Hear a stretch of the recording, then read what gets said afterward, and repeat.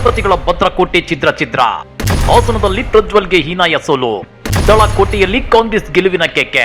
Hassan JDS ನ ಭದ್ರಕೋಟೆಯಾಗಿತ್ತು, ಆದ್ರೆ ಇನ್ಮೇಲೆ ಇದು ಕಾಂಗ್ರೆಸ್ ಭದ್ರಕೋಟೆಯಾಗಿ ಬದಲಾಗುವ ಎಲ್ಲ ಸಾಧ್ಯತೆ ಇದೆ. ಯಾಕಂದ್ರೆ ಹಾಸನದಲ್ಲಿ ಕಾಂಗ್ರೆಸ್ ಅಭ್ಯರ್ಥಿ ಶ್ರೇಯಸ್ ಪಾಟೀಲ್ ಭರ್ಜರಿ ಗೆಲುವು ಸಾಧಿಸಿದ್ದಾರೆ. ಆ ಮೂಲಕ ಲೈಂಗಿಕ ಆರೋಪ ಎದುರಿಸುತ್ತಿರುವ ಪ್ರಜ್ವಲ್ ರೇವಣ್ಣಗೆ ಹೀನಾಯ ಸೋಲು ಎದುರಾಗಿದೆ. ಹಾಗಾದ್ರೆ ದಳ ಭದ್ರಕೋಟೆಯಲ್ಲಿ ಕಾಂಗ್ರೆಸ್ ಗೆಲುವಿನ ಕೇಕೆ ಹಾಕಿದ್ದೇಗೆ? ಪ್ರಜ್ವಲ್ ಸೋಲಿಗೆ ಯಾವೆಲ್ಲ ಅಂಶಗಳು ಕಾರಣವಾಗಿದ್ವು ಗೊತ್ತಾ? ಅದನ್ನ ಡೀಟೇಲ್ ಆಗಿ ತೋರಿಸ್ತೀವಿ. ಆದ್ರೆ ಅದಕ್ಕಿಂತ ಮೊದಲು ನಮ್ಮ ಚಾನಲ್ ಅನ್ನು ಸಬ್ಸ್ಕ್ರೈಬ್ ಮಾಡ್ಕೊಳ್ಳಿ, ಹಾಗೇನೆ ಪಕ್ಕದಲ್ಲಿರೋ ಬೆಲ್ ಬಟನ್ ಅನ್ನು ಪ್ರೆಸ್ ಮಾಡಿ. ಕಾಲ ಎಲ್ಲರ ಕಾಲೆಳೆಯುತ್ತೆ. ಎದ್ದವರು ಬೀಳಬೇಕು, ಬಿದ್ದವರು ಏಳಲೇಬೇಕು. ಅದಕ್ಕೆ ಹೇಳೋದು ಟೈಮ್ ಕೆಟ್ರೆ ಏನ್ ಬೇಕಾದ್ರೂ ಆಗುತ್ತೆ ಅಂತ. ಅದೇ ರೀತಿ ಹಾಸನದಲ್ಲೂ ದಳ ಭದ್ರಕೋಟೆ ಈಗ ಛಿದ್ರವಾಗಿದ್ದು ಅಲ್ಲಿ ಕಾಂಗ್ರೆಸ್ ಬಾವುಟ ಹಾರಾಡ್ತಿದೆ. ಹೌದು ವೀಕ್ಷಕರೇ, 25 ವರ್ಷಗಳ ಬಳಿಕ ಹಾಸನ ಲೋಕಸಭಾ ಕ್ಷೇತ್ರ ಕಾಂಗ್ರೆಸ್ ತೆಕ್ಕೆಗೆ ವಾಲಿದೆ. 25 ವರ್ಷಗಳ ಹಿಂದೆ ಪುಟ್ಟಸ್ವಾಮಿ ಗೌಡರನ್ನ ಎಚ್ ಡಿ ದೇವೇಗೌಡರು ಸೋಲಿಸಿದ್ರು. ಇದೀಗ ದೇವೇಗೌಡರ ಮೊಮ್ಮಗ ಪ್ರಜ್ವಲ್ ರೇವಣ್ಣ ಅವರನ್ನ ಇದೇ ಪುಟ್ಟಸ್ವಾಮಿ ಗೌಡರ ಮೊಮ್ಮಗ ಶ್ರೇಯಸ್ ಪಾಟೀಲ್ ಅವರು ಮಣಿಸಿದ್ದಾರೆ. ಪೆನ್ ಡ್ರೈವ್ ಪ್ರಕರಣದಿಂದ ಹಾಸನ ಲೋಕಸಭಾ ಕ್ಷೇತ್ರ ಭಾರಿ ಚರ್ಚೆಯಲ್ಲಿದೆ. ಹಾಲಿ ಸಂಸದ ಪ್ರಜ್ವಲ್ ರೇವಣ್ಣ ವಿರುದ್ಧ ಗಂಭೀರ ಆರೋಪ ಕೇಳಿ ಬಂದಿದೆ. ಸದ್ಯ ಪ್ರಜ್ವಲ್ ರೇವಣ್ಣ ಅವರು ಎಸ್ಐಟಿ ವಶದಲ್ಲಿದ್ದು ತನಿಖೆ ಎದುರಿಸುತ್ತಿರುವ ನಡುವೆಯೇ ಸಂಸತ್ ಸದಸ್ಯ ಸ್ಥಾನವನ್ನು ಕಳೆದುಕೊಂಡಿದ್ದಾರೆ. ಬಿಜೆಪಿ ಬೆಂಬಲಿತ ಜೆಡಿಎಸ್ ಅಭ್ಯರ್ಥಿಯಾಗಿದ್ದ ಪ್ರಜ್ವಲ್ ರೇವಣ್ಣ ಅವರನ್ನ ಶ್ರೇಯಸ್ ಪಾಟೀಲ್ ಸೋಲಿಸುವ ಮೂಲಕ ಹೊಸ ಇತಿಹಾಸ ಬರೆದಿದ್ದಾರೆ. 2019 ಲೋಕಸಭಾ ಚುನಾವಣೆಯಲ್ಲಿ ಹಾಸನ ಕ್ಷೇತ್ರದಲ್ಲಿ ಜೆಡಿಎಸ್ ಅಭ್ಯರ್ಥಿ ಪ್ರಜ್ವಲ್ ರೇವಣ್ಣ ಗೆಲುವು ಸಾಧಿಸಿದ್ರು. ಜೆಡಿಎಸ್ ಅಭ್ಯರ್ಥಿಗೆ ಕಾಂಗ್ರೆಸ್ ಪಕ್ಷ ಕೂಡ ಬೆಂಬಲ ನೀಡಿತ್ತು. ಯಾಕಂದ್ರೆ 2019 ಲೋಕಸಭಾ ಚುನಾವಣೆಯಲ್ಲಿ ಕಾಂಗ್ರೆಸ್ ಬಿಜೆಪಿ ಚುನಾವಣಾ ಪೂರ್ವ ಮೈತ್ರಿ ಮಾಡಿಕೊಂಡಿದ್ವು. ಆ ಚುನಾವಣೆಯಲ್ಲಿ ಬಿಜೆಪಿ ಅಭ್ಯರ್ಥಿ ಎ ಮಂಜು ಸುಮಾರು 5,35,000 ಮತಗಳನ್ನು ಗಳಿಸಿದ್ರು. 6,76,000ಕ್ಕೂ ಹೆಚ್ಚು ಮತ ಗಳಿಸಿದ್ದ ಪ್ರಜ್ವಲ್ ರೇವಣ್ಣ ಗೆಲುವು ಸಾಧಿಸಿದ್ರು.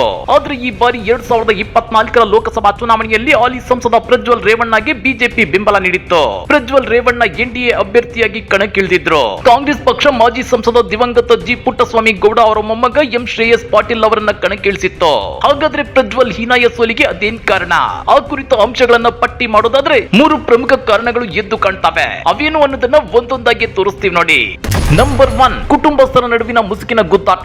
ಜೆಡಿಎಸ್ ಪಕ್ಷ ಫ್ಯಾಮಿಲಿ ಪಾರ್ಟಿ. ಇಲ್ಲಿ ತಾತ, ಅಪ್ಪ, ಮಕ್ಕಳು, ಅವರ ಮೊಮ್ಮಕ್ಕಳು, ಅತ್ತೆ, ಸೊಸೆ, ಚಿಕ್ಕಮ್ಮ, ದೊಡ್ಡಮ್ಮ ಹೀಗೆ ಸಾಕಷ್ಟು ಮಂದಿ ದೇವೇಗೌಡರ ಫ್ಯಾಮಿಲಿಯವರೇ ತುಂಬಿ ತುಳುಕುತ್ತಿದ್ದಾರೆ. ಆದ್ರೆ ದೇವೇಗೌಡರ ನಂತರ ಜೆಡಿಎಸ್ ಪಕ್ಷದ ಚುಕ್ಕಾಣಿಯನ್ನ ಯಾರು ಹಿಡಿಯಬೇಕು, ಪಕ್ಷದ ಮೇಲೆ ಯಾರು ಹಿಡಿತ ಸಾಧಿಸಬೇಕು ಅನ್ನೋ ವಿಚಾರ ಬಂದಾಗ ಮಾಜಿ ಸಿಎಂ ಎಚ್ ಡಿ ಕುಮಾರಸ್ವಾಮಿ ಮತ್ತು ಮಾಜಿ ಸಚಿವ ರೇವಣ್ಣ ಕುಟುಂಬಗಳ ಮಧ್ಯೆ ಮುಸುಕಿನ ಗುದ್ದಾಟ ನಡೆಯುತ್ತಲೇ ಇತ್ತು.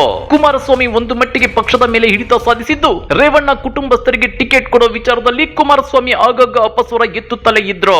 2019 ಪ್ರಜ್ವಲ್ಗೆ ಟಿಕೆಟ್ ಕೊಡುವಾಗ, 2023 ಭವಾನಿ ರೇವಣ್ಣ ಅವರಿಗೆ ಹಾಸನ ವಿಧಾನಸಭಾ ಟಿಕೆಟ್ ಕೊಡುವಾಗ, ಹೀಗೆ ಹಲವು ಹಂತಗಳಲ್ಲಿ ಕುಮಾರಸ್ವಾಮಿ ರೇವಣ್ಣ ಕುಟುಂಬಸ್ಥರಿಗೆ ಟಿಕೆಟ್ ಕೊಡುವಾಗ ಅಪಸ್ವರ ಎತ್ತಿದ್ರು. ಹೀಗಾಗಿ ಪ್ರಜ್ವಲ್ ಪೆನ್ ಡ್ರೈವ್ ಪ್ರಕರಣದ ಹಿಂದೆ ಎಚ್ ಡಿ ಕುಮಾರಸ್ವಾಮಿ ಅವರ ಕೈವಾಡವು ಇರಬಹುದಾ ಅನ್ನೋ ಮಾತುಗಳು ಇದೀಗ ರಾಜಕೀಯ ಪಡಸಾಲೆಯಲ್ಲಿ ಹರಿದಾಡ್ತಿವೆ. ಸದ್ಯ ಪ್ರಜ್ವಲ್ ರೇವಣ್ಣ ಪೆನ್ ಡ್ರೈವ್ ಪ್ರಕರಣದಿಂದಾಗಿ ಪ್ರಜ್ವಲ್ ತಂದೆ ಎಚ್ ಡಿ ರೇವಣ್ಣ ಬಂಧನವಾಗಿತ್ತು. ಜೊತೆಗೆ ವಿಚಾರಣೆ ಎದುರಿಸುತ್ತಿದ್ದಾರೆ. ಮತ್ತೊಂದು ಕಡೆ ಪ್ರಜ್ವಲ್ ತಾಯಿ ಭವಾನಿ ರೇವಣ್ಣ ಅವರಿಗೂ ಬಂಧನದ ಭೀತಿ ಕಾಡ್ತಿದೆ. ಇದೆಲ್ಲವನ್ನು ನೋಡ್ತಿದ್ರೆ ಸದ್ಯದ ಮಟ್ಟಿಗೆ ರೇವಣ್ಣ ಫ್ಯಾಮಿಲಿ ಜೆಡಿಎಸ್ ಪಕ್ಷದಲ್ಲೇ ಮೂಲೆ ಗುಂಪಾಗೋದು ಗ್ಯಾರಂಟಿ.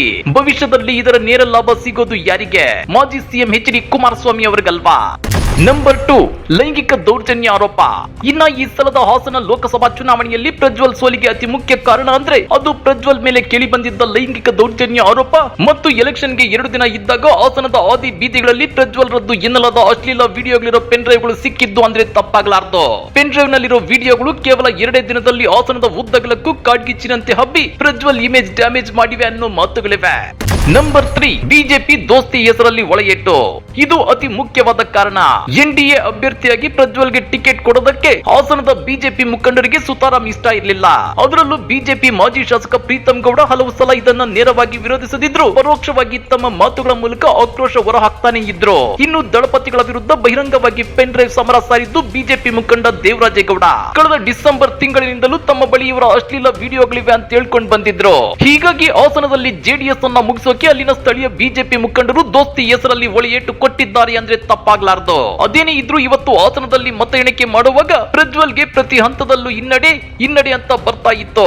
ಎಸ್ಐಟಿ ವಶದಲ್ಲಿರೋ ಪ್ರಜ್ವಲ್ ರೇವಣ್ಣ ತನ್ನ ರಿಸಲ್ಟ್ ನೋಡಲಾಗದೆ ಸೆಲ್ ನಲ್ಲಿ ಸುಮ್ಮನೆ ಸೈಲೆಂಟ್ ಆಗಿ ಕೂತಿದ್ರು. ಕೊನೆಗೆ ಪ್ರಜ್ವಲ್ಗೆ ಹೀನಾಯ ಸೋಲು ಅನ್ನೋ ಸುದ್ದಿ ಕೇಳಿ ಪ್ರಜ್ವಲ್ ರೇವಣ್ಣ ಅವರಿಗೆ ಗಾಯದ ಮೇಲೆ ಬರೆ ಎಳೆದಂತಾಗಿದೆ. ಜೊತೆಗೆ ಜೆಡಿಎಸ್ ಭದ್ರಕೋಟೆಯಾಗಿದ್ದ ಹಾಸನ ಇದೀಗ ಕಾಂಗ್ರೆಸ್ ಕೈವಶವಾಗಿದೆ. ಹಾಗಾದ್ರೆ ಇನ್ಮೇಲೆ ಇಲ್ಲಿ ಕಾಂಗ್ರೆಸ್ ಬಿಗಿ ಹಿಡಿತ ಮುಂದುವರಿಯುತ್ತಾ? ಪ್ರಜ್ವಲ್ ಸೋಲಿಗೆ ಕಾರಣಗಳಾಗಿರೋ ಈ ಅಂಶಗಳ ಬಗ್ಗೆ ನೀವೇನಂತೀರಾ? ಕಮೆಂಟ್ ಮಾಡಿ, ವಿಡಿಯೋ ಲೈಕ್ ಮಾಡಿ, ಶೇರ್ ಮಾಡಿ. ಇಂಥ ಮತ್ತಷ್ಟು ರೋಚಕ ರಾಜಕೀಯ ಸುದ್ದಿಗಳನ್ನ ಮಿಸ್ ಮಾಡದೆ ನೋಡ್ಬೇಕು ಅಂದ್ರೆ ನಮ್ಮ ಯೂಟ್ಯೂಬ್ ಚಾನಲ್ ಅನ್ನ ಸಬ್ಸ್ಕ್ರೈಬ್ ಮಾಡ್ಕೊಳ್ಳಿ.